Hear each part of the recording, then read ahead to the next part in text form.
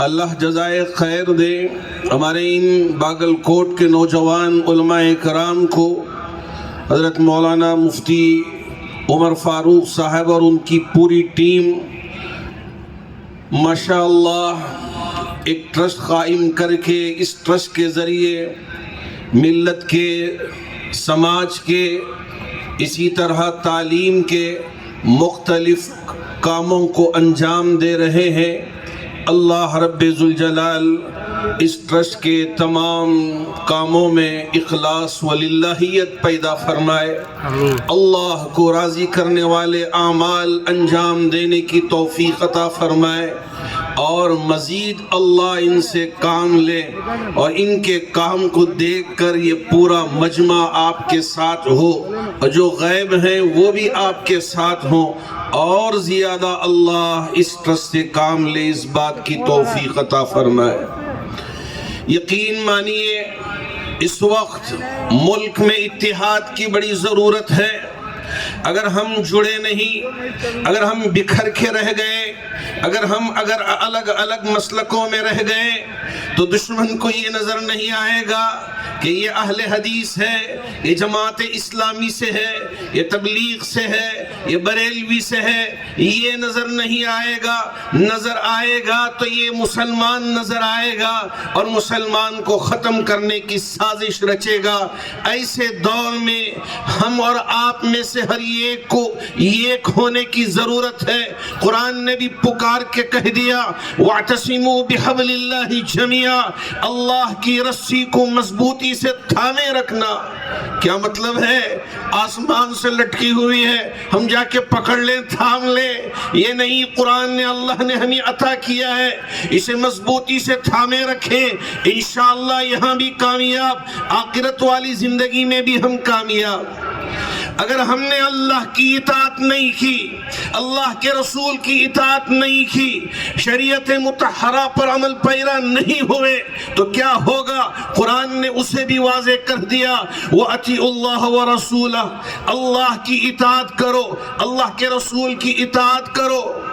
وَلَا تَنَازَعُوا، آپس میں جھگڑے مت کیا کرو کہ یہ وہ ہیں کہ ہر ایک کو ہم جہنم میں پہنچانے کی فکر کریں، لڑائی لڑتے رہیں اور یہ کوشش کرتے رہیں کہ آپ جہنمی ہیں، یہ جہنمی ہیں۔ آج ہمارے عمر فاروق نے اور ان کی پوری ٹیم نے باگل کوٹ کے اس میدان میں یہ ثابت کر کے دکھا دیا کہ اہل حدیث ہو یا بریلوی مکتب فکر سے ہو یا جماعت اسلامی سے ہو یا تبلیغی سے ہو، یہ ہمارے درمیان میں کسی طرح کی کوئی تفریق نہیں ہے۔ جی ہاں، ہم ایک اللہ کو ماننے والے ہیں، ایک نبی کو ماننے والے ہیں، ایک رسول کو ماننے والے ہیں، ایک پیغمبر کو ماننے والے ہیں۔ ہماری کتاب قرآن مجید ہے اور ہمارا دین دین اسلام ہے۔ وَمَن يَبْتَغِ غَيْرَ الْإِسْلَامِ دِينًا فَلَن يُقْبَلَ مِنْهُ الْيَوْمَ أَكْمَلْتُ لَكُمْ دِينَكُمْ وَأَتْمَمْتُ عَلَيْكُمْ نِعْمَتِي وَرَضِيتُ لَكُمُ الْإِسْلَامَ دِينًا۔ ہم اس پر عمل کرنے والے ہیں، ہم اسے چھوڑنے والے نہیں ہیں، ہم آپس میں بھائی ہیں۔ جی ہاں، الگ الگ راستے جاتے ہیں جنت کے لیے، اس راستے سے بھی ہم جنت میں جائیں گے، اس راستے سے بھی ہم جنت میں جائیں گے، لیکن ایک دوسرے پر کیچڑ اچھالنے کا کام نہیں کریں گے۔ ہم ہی بڑے مضبوط ہیں اور سامنے والے بڑے کمزور ہیں، یہ جہنم کا راستہ ہے، اسے نہ اپناؤ۔ اس طرح کی کوئی بات کرنے والا نہیں ہے، یہاں اتحاد کی بات کرنے والے ہیں، یہاں آپس میں میل جول کی بات کرنے والے ہیں۔ میرے اللہ نے یہی بتایا ہے کہ آپ اس پہ عمل کرو۔ وَلَا تَنَازَعُوا، آپس میں جھگڑے مت کیا کرو۔ کیا ہوگا؟ فَتَفْشَلُوا، جی ہاں، بزدل ہو جاؤ گے۔ اگر ہم کروڑوں میں ہیں، لاکھوں میں نہیں کروڑوں میں ہیں، اور دشمن اگر ہمیں ختم کرنا چاہے، یقین مانیے کہ ہم بزدل ہو جائیں گے۔ جیسے ہمارے بزرگوں نے کہا، ایک مسلمان اندھیرے سے بھی ڈرنے لگ جائے گا، اپنے سائے سے بھی ڈرنے لگ جائے گا، اگر الو گھر پہ آ کے بیٹھ جائے جب بھی ڈرنے لگ جائے گا، اس کا ایمان مضبوط نہیں ہوگا۔ جی ہاں، میرے رب نے یہ صاف پیغام دے دیا وَلَا تَنَازَعُوا فَتَفْشَلُوا، بزدل ہو جاؤ گے، وَتَذْهَبَ رِيحُكُمْ، رحمکم، ہم کروڑوں میں ہو کے مدد کی گہار لگا رہے ہوں گے، کوئی ہماری مدد کرے، کوئی ہمارا ہاتھ تھام لے، کوئی ہماری بیٹی کو سہارا دے، ہمارے بیٹے کو سہارا دے، کوئی سہارا دینے والا نہیں ہوگا۔ وَتَذْهَبَ رِيحُكُمْ، تمہاری ہوا اکھڑ گئی ہوگی۔ آج ہم دیکھ رہے ہیں فلسطین کے وہ مظلوم مسلمان، جی ہاں، وہ میرا بچہ چھوٹا سا جب وہ زخمی ہو چکا تھا، ڈاکٹر نے آ کے یہ کہا بیٹا میرے پاس تمہارے لیے وہ جو انجیکشن ہوتا ہے کہ جس کے دینے پہ پورا جسم سند ہو جاتا ہے، سند ہونے والا انجیکشن میرے پاس مہیا نہیں ہے، میں ایسے ہی تمہارا آپریشن کرنا ہے کہ تمہاری اجازت ہے۔ میرے اس معصوم بچے نے عربی زبان میں جواب دیا تھا ڈاکٹر آپ جو کچھ کرنا ہے کیجئے، اگر آپ کے پاس نشہ دینے والا سن کرنے والا انجیکشن نہیں ہے کوئی بات نہیں ہے، آپ اپنا آپریشن کیجئے، اس لیے کہ میرے باپ نے مجھے حافظ قرآن بنایا ہے، میں قرآن کی تلاوت کروں گا۔ میری وہ ماں اپنے بچوں کو، اپنے شوہر کو ہاتھوں میں لے کے پکار رہی ہے کہ ہے اس دنیا میں کوئی میرا مدد کرنے والا، کوئی ساتھ دینے والا، راتوں میں اٹھ کے گڑ گڑانے والا، پکارنے والا کوئی ہے نہیں۔ ہم تو اپنی زندگی میں مگن ہیں، اپنے کاموں میں مگن ہیں، کہاں ہماری ان کے لیے تڑپ ہے؟ کیا میری ماں اٹھ کر نہیں دعا کر سکتی؟ کیا میرے نوجوان رات کی تاریکی میں تہجد پڑھ کے 2 رکعت صلاۃ الحاجت پڑھ کے میرے ان بھائیوں کے لیے دعا نہیں کر سکتا؟ میرے اللہ نے یہ پکار کے کہہ دیا تھا انما المؤمنون اخوہ فاصلحوا بین اخویکم، سارے مومن آپس میں بھائی بھائی ہیں۔ میرے نبی نے بھی فرمایا کہ جیسے محل میں اینٹیں لگی رہتی ہیں اسی طرح میرے مسلمان ہیں، میرے ایمان والے امتی ہیں، آپس میں اسی طرح مربوط رہنا، ٹکڑیوں میں بٹنا نہیں ہے، الگ الگ ہونا نہیں ہے، یہی وقت کی پکار ہے۔ لیکن اگر ہم اس پر عمل کیے بغیر اگر اپنے کاموں میں رہ جائیں، کبھی ہم دوسروں کی فکر نہ کریں، ہمارے اندر انسانیت نہ ہو، انسانیت مر جائے، کیا جواب دیں گے اللہ کی بارگاہ میں؟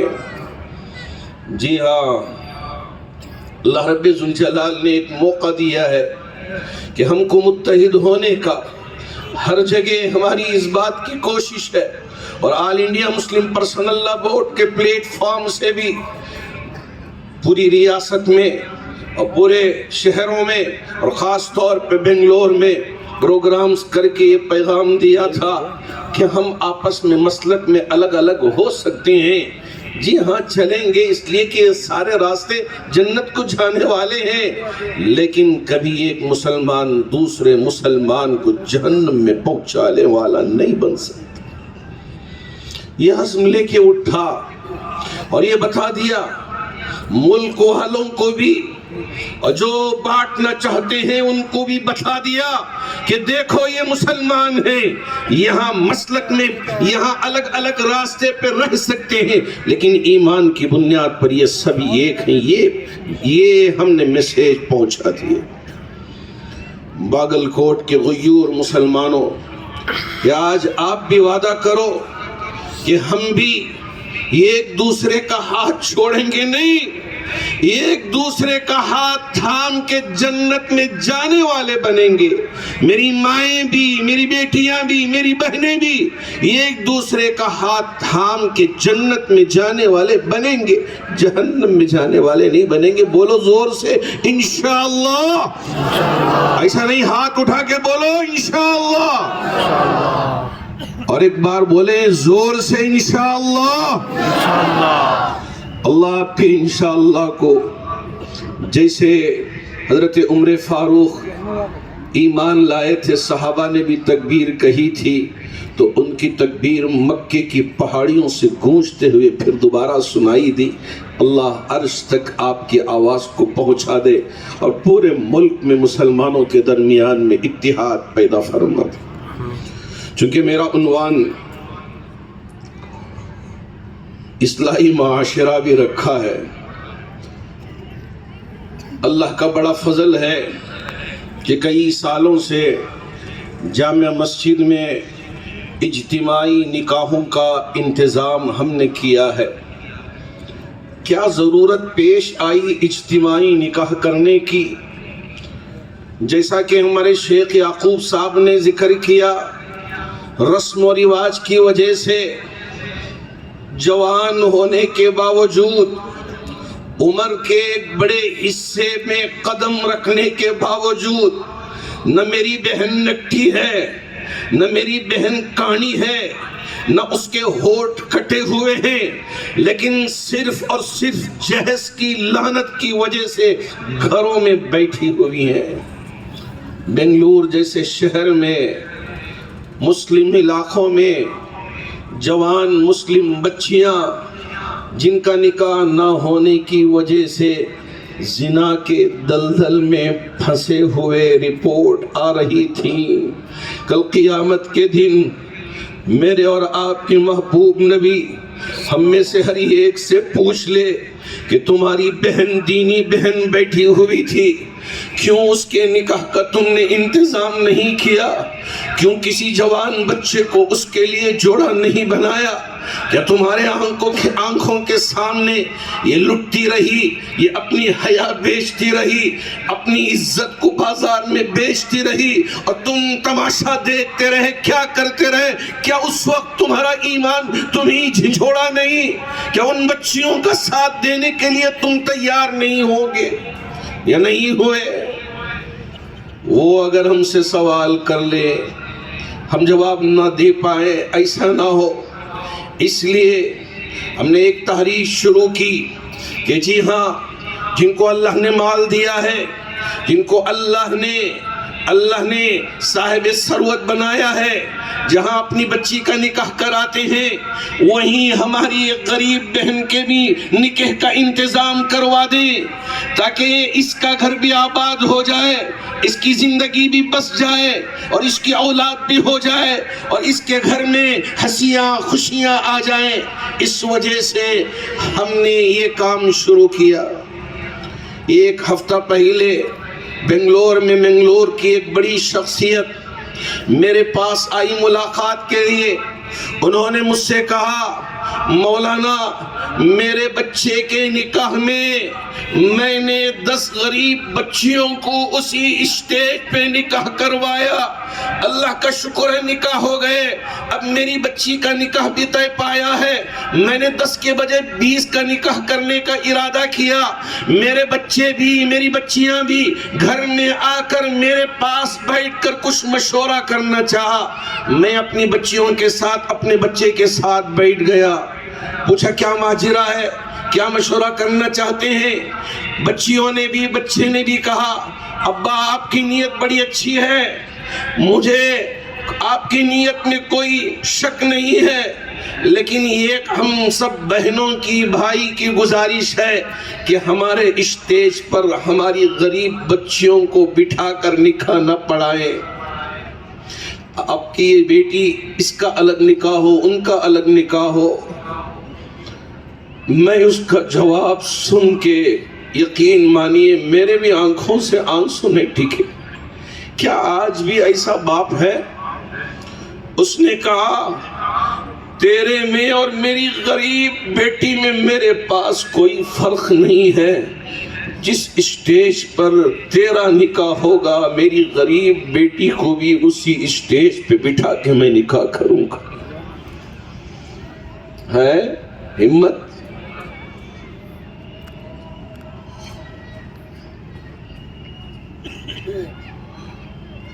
اگر آج ہم،